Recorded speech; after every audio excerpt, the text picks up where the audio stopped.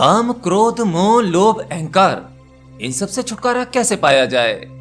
जैसे ही कोई व्यक्ति नया नया आध्यात्म में आता है, उसे इन पांचों विकारों के बारे में पता लगता है, और इन पांचों विकारों के बारे में पता लगते ही ये विकार उसका सरदर्द बन जाते हैं। क्योंकि एक आध्यात्म में प्रवेश करने वाला व्यक्ति अब यह जान लेता है कि जब तक उसके अंदर ये पांचों विकार हैं, या इनमें से कोई सा भी विकार है, वह परमात्मा की खोज नहीं कर सकता, वह स्वयं को भी नहीं जान सकता।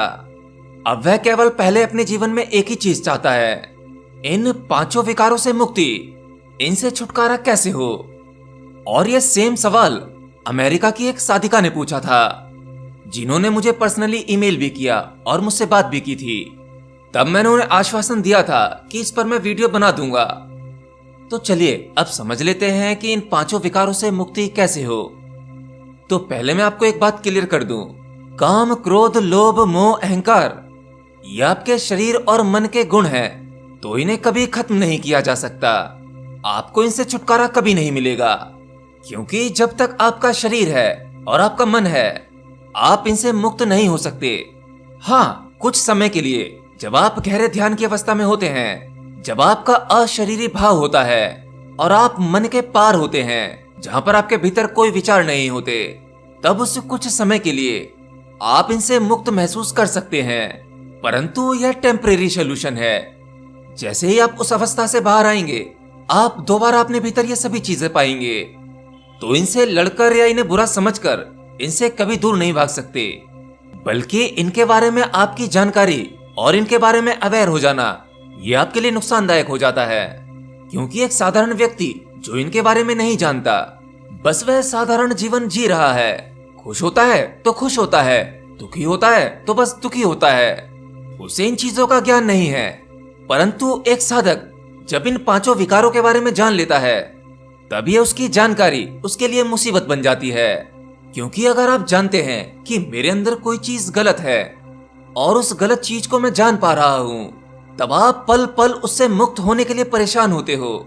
एक आत्मज्ञानी खोजी जैसे ही इन विकारों के बारे में जानता है, वैसे ही वो इनसे मुक्त होने का अकारण प्रयास करता रहता है, और इनके बारे में सोच सोच कर अपने ही आप से नफरत, घृणा पैदा कर लेता है।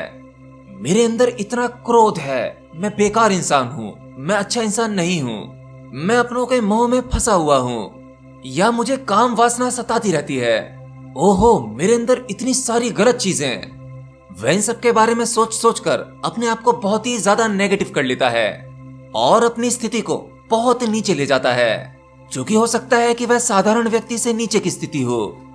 और ये मैं अक्सर देखता हूँ कि एक आध्यात्मिक मार्ग पर चलने वाला व्यक्ति, जिसके भीतर ईश्वर पाने की प्यास जग चुकी है, और वह चारों तरफ से ज्ञान इकट्ठा करने में जुट जाता है, और जैसे जैसे वह ज्ञान इकट्ठा करता रहता है, वह ज्ञान ही उसके लिए मुसीबत बन जाता है।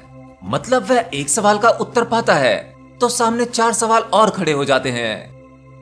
एक साधक के मन में निरंतर चिंतन चलता रहता है उस परमात्मा के बारे में, उसकी खोज के बारे में, जो उसे ठीक से जीने भी नहीं देता और सोने भी नहीं देता। और कुछ ऐसे भी साधक हैं जो उस परमात्मा की प्यास बुझाने के लिए कोई भी कीमत दे सकते हैं। तो आप क्रोध को खत्म करने चलोगे तो क्रोध और बढ़ेगा, मोह को खत्म करने का प्रयास करेंगे तो मोह और बढ़ेगा। ऐसे ही आपका लोभ और अहंकार, आपका अहंकार भी मुखौटे बदल बदल कर आएगा। इस मन के खेल को समझो। आप जिसे भुलाना चाहते हो उसे कभी नहीं भुला सकते, क्योंकि उसे भुलाने के लिए भी आप उसे याद करते हो। ठीक वैसे ही आप जिन चीजों से छुटकारा पाना चाहते हो, उनसे कभी छुटकारा नहीं पा सकते। तो जो चीजें आपके भीतर पड़ी हैं, उन्हें पड़ा रहने दो। अरे भाई, वो आपके मन और शरीर के ही तो गुण हैं। आप किसी के गुणों को नहीं छीन सकते। अब मेरे पास में बहुत सारे मैसेजेस आते हैं कि मुझे काम वासना बहुत सताती है, इसका कोई उपाय बताइए, मैं इससे छुटकारा पाना चाहता हूँ, इसी तरह से काम वासना मेरे भीतर से नष्ट हो जाए। अरे भाई, अगर आप एक स्वस्थ इंसान हैं, तो काम वासना का होना बिल्कुल प्राकृतिक है, उसे नष्ट करने का कोई उपाय नहीं है। ये आपके मन के भीतर का खेल है। आप अपनी जनिंद्रिय या उस यंत्र को भी खत्म करके उससे छुटकारा नहीं पा सकते, क्योंकि ये आपके भीतर घटने वाली भीतरी अवस्था है। बल्कि उल्टा, आप काम वासना खत्म करने के बारे में जितना सोचोगे, काम वासना आपको उतना ही जकड़ लेगी। तो ये चीजें स्वाभाविक प्राकृतिक रूप से आपके भीतर मौजूद हैं, जो ईश्वर की ही वजह से आपके अंदर मौजूद हैं। तो आप ईश्वर की बनाई हुई चीज को गलत क्यों कहते हैं? उल्टा ये सब चीजें आपको गलत लगने लगती हैं तो आप स्वयं से ही नफरत करने लगते हैं, और ये सब करके आप फिर से 4 कदम नीचे की ओर गिर जाते हैं। आपके भीतर मौजूद ये ऊर्जा जो 5 तरीकों से रूप बदल बदल कर आती है। 5 तरीके मतलब वही काम, क्रोध, मोह, लोभ और अहंकार। मैं मानता हूं यह 5 तरह की ऊर्जा, जब तक आप इसका कुछ नहीं कर लेते आप ईश्वर को नहीं पा सकते। ये बात सत्य है, लेकिन इसे नष्ट नहीं किया जा सकता। This only can be transform. अरे भाई, आपको क्या लगता है कि एक योगी सन्यासी जो गहरा ध्यान करता है, कई बार समाधि घट चुकी है और वह ब्रह्मचर्य को प्राप्त हो चुका है, तो इसका मतलब क्या उसके भीतर से काम वासना की ऊर्जा खत्म हो चुकी है? क्या वह बच्चे पैदा नहीं कर सकता? हाँ, आप में से भी बहुत से लोगों ने यह सवाल मुझसे पूछा है कि जब हम ध्यान के मार्ग से परमात्मा की खोज करते हैं या कुंडलिनी शक्ति का जागरण करते हैं तो हमारी सेक्स ऊर्जा नीचे से ऊपर की ओर गति करती है। तब उस समय सेक्स के विचार नहीं आते। या जब कोई व्यक्ति ब्रह्मचर्य का पालन करता है और वह संसार परिवार से डिटैच हो जाता है। हाँ, ध्यान में कभी कभी ऐसा होने लगता है कि आप संसार से डिटैच होने लगते हो। साधारणतः आपको काम वासना के उतने विचार नहीं आते, तो इसका मतलब यह नहीं है कि उसके भीतर से काम वासना की ऊर्जा खत्म हो चुकी है। अब वह संभोग नहीं कर सकता, वह संभोग कर सकता है, और वह साधारण व्यक्ति से अच्छी तरह संभोग कर सकता है। परंतु एक सच्चे साधक को यह सब करने में कोई अर्थ समझ नहीं आता। उसके लिए यह सब कुछ व्यर्थ हो जाता है। आप लोग मुझसे इस तरह के सवाल इसलिए पूछते हो कि आप एक साथ 2 नाव में पैर रखे हुए हो। ईश्वर को भी पाना है, ध्यान के एक्सपीरियंसेस भी करने हैं, कुंडलिनी जागृत भी करनी है, और शादी ब्याह करके संभोग का सुख भी भोगना है, परिवार के बंधनों में भी फंसना है। तो ऐसे व्यक्ति कुछ नहीं कर पाते, उल्टा उनके डूबने के खतरे ज्यादा होते हैं। तो एक योगी या एक सन्यासी या एक व्यक्ति जो गहरा ध्यान में उतरता है, वह इस सब सिस्टम को समझ लेता है कि कुछ भी नष्ट करने जैसा नहीं है, किसी भी चीज से मुक्त होने का कोई सवाल नहीं है, बस एक समझ का खेल है। आप जब अपने भीतर बह रही ऊर्जाओं के सिस्टम को समझ लेते हो, उसके प्रकार, उसके रूप समझ लेते हो, तब आप उसे इस्तेमाल करना भी सीख जाते हो। मतलब आपके भीतर मौजूद काम, क्रोध, लोभ, मोह, अहंकार, इसे नष्ट नहीं किया जा सकता, बल्कि इसे ट्रांसफॉर्म किया जा सकता है। यह स्वतः ही बदल जाता है। बस आप इसे यूं ही छोड़ दो। आपके भीतर है तो ठीक है। अगर कोई व्यक्ति क्रोध ज्यादा करता है तो ठीक है, कोई बात नहीं, ये उसका स्वभाव है। अरे भाई, ऐसे ऋषि मुनि भी तो थे जो बहुत अधिक क्रोध करते थे। परशुराम का भी तो यही स्वभाव था, उनका व्यक्तित्व तो सबसे ज्यादा क्रोधित था।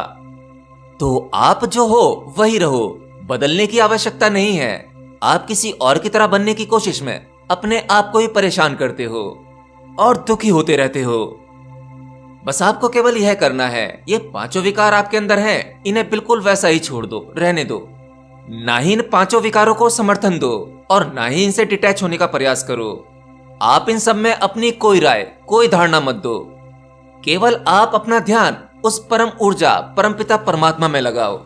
जैसे ही आपका ध्यान वहां की तरफ लगता है, ये चीजें अपने आप ही बदलने लगती हैं। फिर ये आपका इस्तेमाल नहीं करती, बल्कि आप इन 5 विकारों की शक्तियों का इस्तेमाल करते हो।